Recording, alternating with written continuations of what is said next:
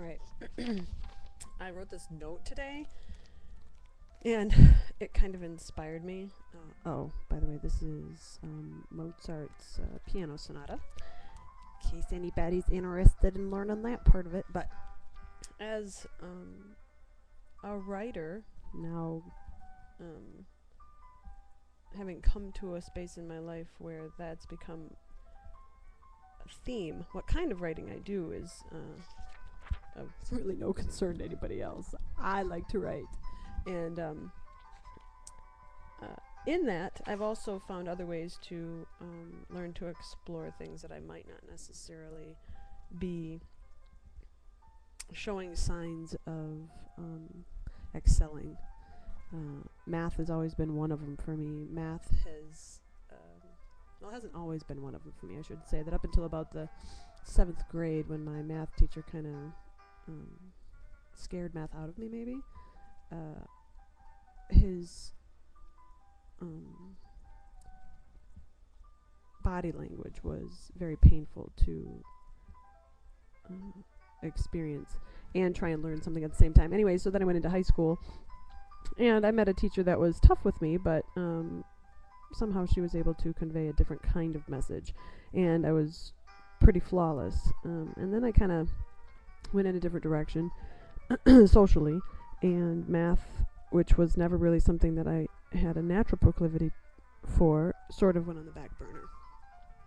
Not sort of, but like totally all the way far back on like a infinitely far back stove of burners.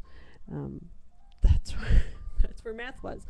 Oddly, math seems to be showing up over and over and over and over again. And so I finally came to this conclusion after things had sort of settled down with all of the other lessons I was learning.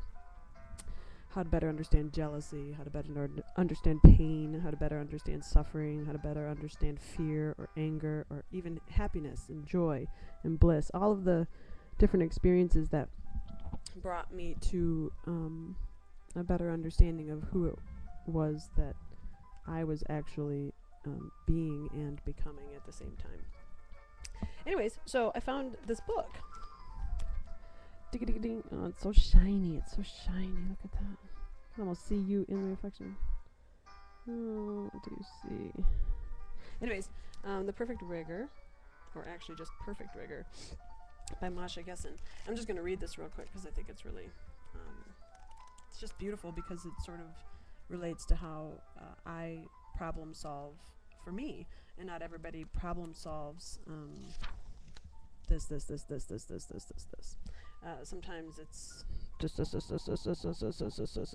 How does that all match up in here? And then, okay, bleh, and then it comes out.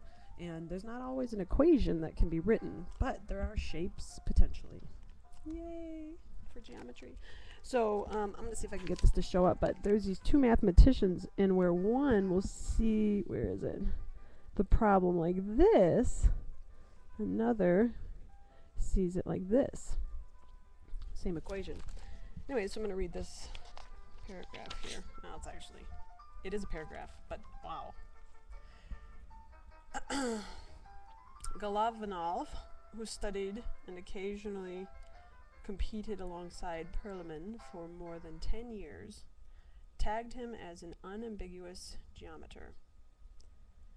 Perelman had a geometry problem solved in the time it would take Golovanov to grasp the question. This was because Golovanov was an algebraist.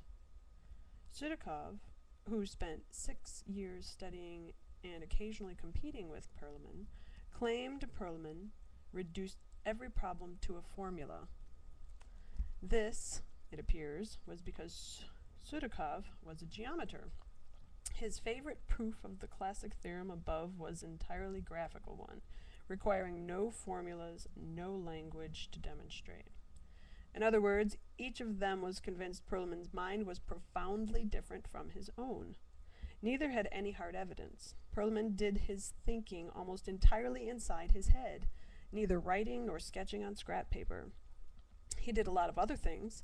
He hummed, moaned, threw a ping-pong ball against the desk, rocked back and forth, knocked out a rhythm on the desk with his pen, rubbed his thighs until his pant legs shone, and then rubbed his hands together, a sign that the solution would now be written down, fully formed. Da-ding! For the rest of his career, even after he chose to work with shapes, he never dazzled colleagues with his geometric imagination, but he almost never failed to impress them with the single-minded precision with which he plowed through problems. His brain seemed to be a universal math compactor, capable of compressing problems to their essence. Clubmates eventually dubbed whatever it was he had inside his head the Perlman stick, a very large imaginary instrument with which he sat quietly before striking an always fatal blow. Anyhow, the writing of it was beautiful. The contrast between the two types of mathematicians and their minds and how they thought was beautiful, that they were respecting that difference in one another, not counting this person out because he didn't solve problems in the same way, but admiring that ability. Anyways, I just wanted to share that because I wrote a note about it. And now I'm going to go post this into the note.